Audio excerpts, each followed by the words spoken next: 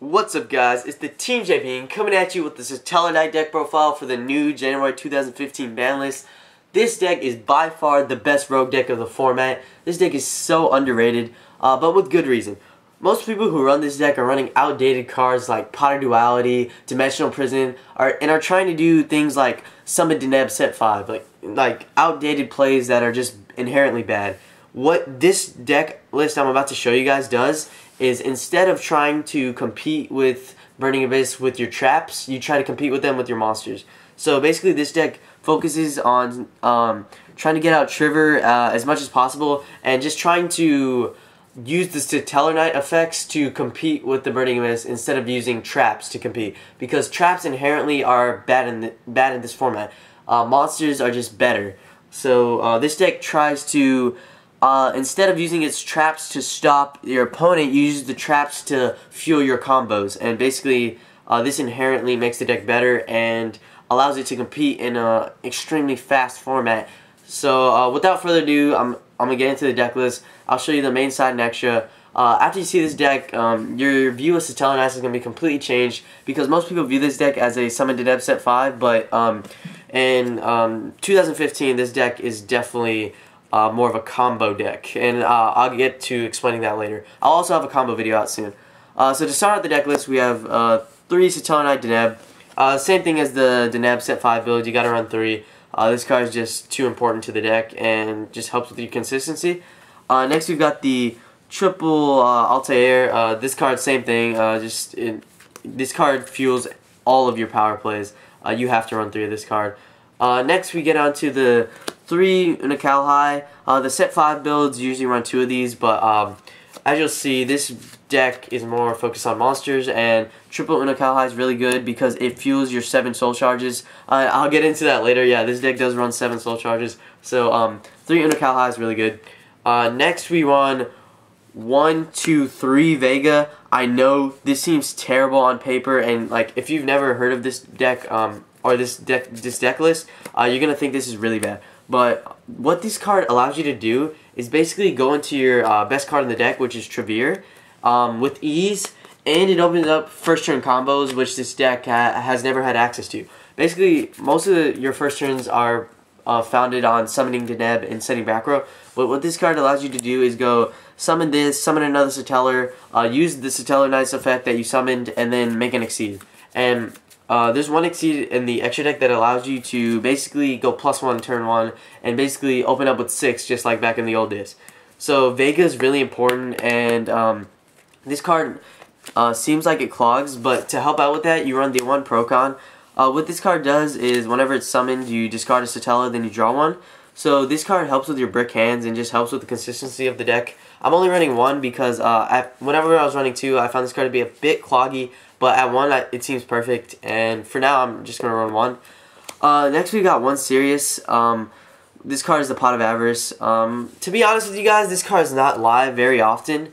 However, this card, once Satellar Diamond comes out, this card's going to be absolutely staple in this deck, because Satellar Diamond just fuels your grave so quickly, and that card beats Burning Abyss and shit all. So this card's not great right now because you inherently need 6 Stellars for this to be live, because you always want to have 1 Stellar in grave for Altair, but once Diamond comes out, this card will be staple. So that's it for the monster lineup. There's 14 monsters.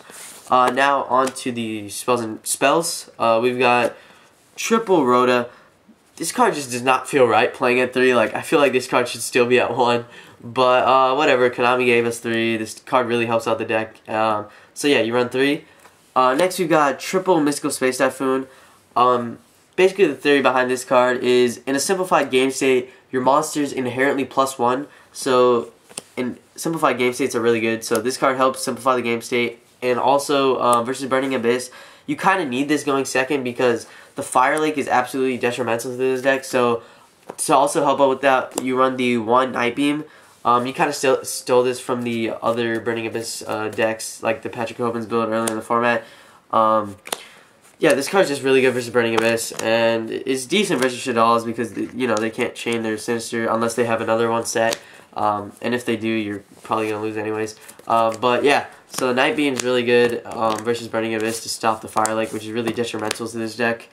Next, we've got the one of the 7 Soul Charges. You know, this card's staple. You gotta max out on it. If this was at 3, I'd probably be running 9. Next, we've got the 1 Raigeki.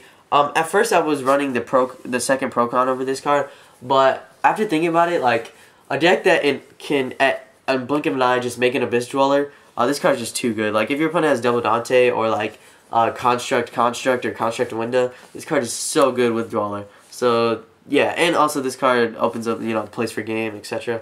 So yeah, that's it for the spells. We've got 6, 7, 8, 9. Now on to the traps. We got 3 Satellar Nova Alpha, Solemn Judgment of the deck. And then now we get on to the Soul Charges. We've got 3 Call of the Haunted. I know Platinum Rare, I know people don't like that, but I actually like it. I don't know why people don't like it. And then we've got 3 Oasis of Dragon Souls. If you don't know what this card does, this card is essentially Call of the Haunted number 2. Basically, with this deck, whenever you use Soul Charge, you only go for 1, because whenever you revive an Altair, you can also revive a Vega, and then that Vega can special summon 1 from hand. So basically, with 1 revival, you got 3 monsters on board. So 3 and 3 is so good. It's basically like you're running 7 Soul Charges, like I said. And this card is your power card. Bouncing this to hand with Trevere will automatically win you the game. So like these cards are just so good, and this deck basically revolves around trying to get these cards live as soon as possible, as seen with the triple Vega and the triple Unakalhai. So yeah, these cards are just amazing and allow you to basically run. These are the best cards in your deck, and yeah. So now we've got triple Breakthrough Skill. With Trevere, you would think in theory that Fiendish Chain is better than this card, but Fiendish in a format where MST is at 3 and almost every deck. Fiendish Chain is bad because they could just simply chain to it. And also this card helps versus Shaddoll Window. That card is one of the hardest cards to deal with in this deck because this deck special summons so often. But Breakthrough Skill just helps you out with that. Next we've got 2 Dust Tornado. This deck has an awful Quill Fort matchup. This card tries to help out with that while also giving you a decent card versus Burning Abyss. And your Shaddoll matchup is really good, so even if you draw this versus Shaddolls, it's fine. And again, same thing as MST in a simplified game state. Your monster is inherently +1, so Dust Tornado is really good. It has a lot of utility. And then lastly, we have the Underwhelming 3. It used to be called the Power 3, and now it's the Underwhelming 3. These cards often are sided out, but these cards are just decent fillers. But you know, you kind of have to run them. But these cards are honestly underwhelming, and I see in a couple formats these cards are going to be suboptimal and not even played. But yeah, that's it for the main deck, guys. We've got 40 cards main deck. Now on to the extra deck. We've got 2 Treveres to start off the extra deck. In the set 5 build, you'd only run 1, but this deck spams this card out because it's your best card in the deck, so you got to run 2. And then we got the one Satellarknight Deltaros. You don't go into this card that often, but just the ability to pop a card is too good. And it's also a Satellarknight name, so make sure your alpha's live. Next, we've got the best card in the extra deck. 1 Bujin Tsukiyomi. This card has a really good combo with Vega and Deneb. I'm definitely going to make a combo video with this deck because I feel like this deck deserves one. Because I feel like most people won't know how to play this. They'll just want to summon Deneb and search, but that's honestly not, most of the time isn't the right play. So Bujin Tsukiyomi just opens up a lot of pluses and makes for some really good plays. Next we've got the 1 Heroic Challenger Gandiva, or Heroic Champion Gandiva. This card's really good versus the Mirror Match. It's decent versus Burning Abyss. You can stop a Surge Summon, but mostly versus the Mirror. We've got the 1 Castell. Unfortunately, you don't have room for 2, so you just have to run 1. This extra deck is so tight.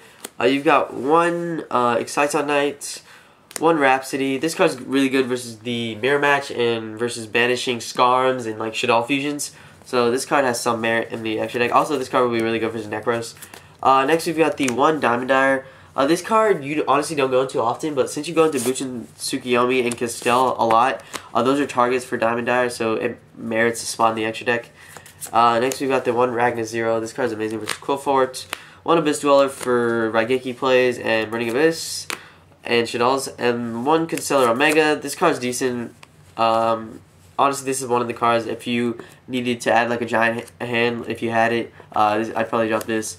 1 Excalibur for the Cool Form matchup, 1 Carnagorgon for protecting your floodgates, overall pretty good card, and 1 Cowboy for game. 15 card extra. Onto the side deck, we've got Triple Flying Sea. This card is amazing versus Burning Abyss. This card, what makes this card actually really amazing in this deck is the ability to Trevere this back to your hand. This card just has some nasty combos whenever you Trevere it back to your hand. Like, you get multiple uses out of 1 Flying Sea. So yeah, Flying Sea is just really good in this deck. Next, we also have the Double Maxi. This card's really good versus going second against the Burning Abyss matchup. This card's almost necessary for going second because they almost are guaranteed to special summon a first turn. So Maxi's pretty good. Also, it's good versus a lot of rogue decks. Next, we've got the 1 Stash Steal. This card's for Quill Force and the Mirror Match, or any deck that runs level 4s. This card does not merit to spawn in the main deck because it's kind of not really good if you can't do anything with their monster, but it's really good if you can. So that's why you only side it in against mirrors and stuff that run level 4s. Next, we got 2 Creature Swap. This card's solely for what's it called? Quill Fort, and also sometimes Shaddoll's, because whenever they side in Vanity's Fiends and Majesty's Fiend, you just side this card and take their card. And then we got the 1 Twister. This just helps with the Dust Tornadoes and the MSTs. Like, they're not going to get a Scout off, and the Twisters.